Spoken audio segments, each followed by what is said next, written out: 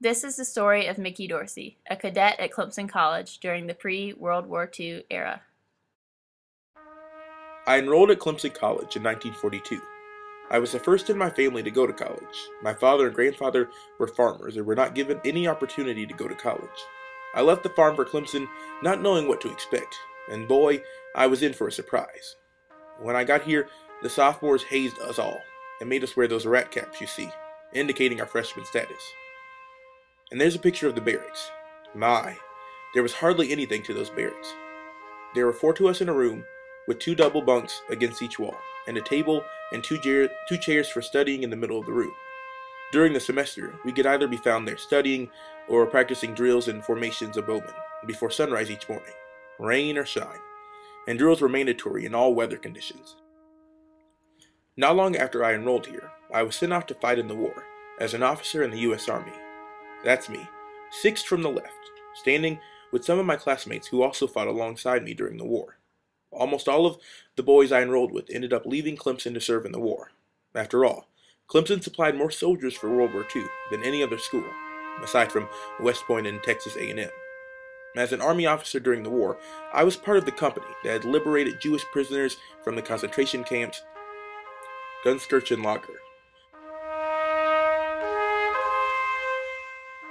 There's a picture of my company, marching toward the camp on Liberation Day. Some of the men in this picture wouldn't return to Clemson with me that same year.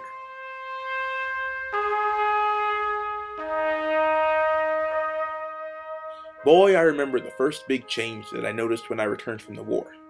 I returned to finish my degree in 1955 to find that Clemson was now a civilian institution that admitted women. No longer was my second home a gentleman-only college. Now all the ladies were taking the same classes with my buddies and I were. But all did not welcome this transition. I remember hearing about the Board of Trustees' concern over how Clemson would maintain its military roots if women were permitted to enroll. When my buddies and I returned to Clemson, we were exempt from military drills because we had already served in the war. Later that year, the military structure of Clemson was dropped. Because of this change, we had a lot more socializing with the ladies. In 1964, Clemson College was named Clemson University, but this change didn't erase its military heritage. ROTC was still mandatory for freshmen. Women were exempt from drill and all military practices.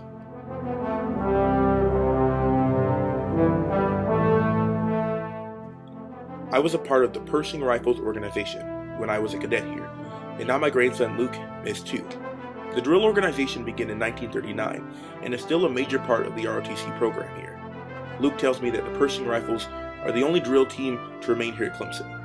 Hearing him talk about his experiences in the program makes me realize how different the military aspect of Clemson is today.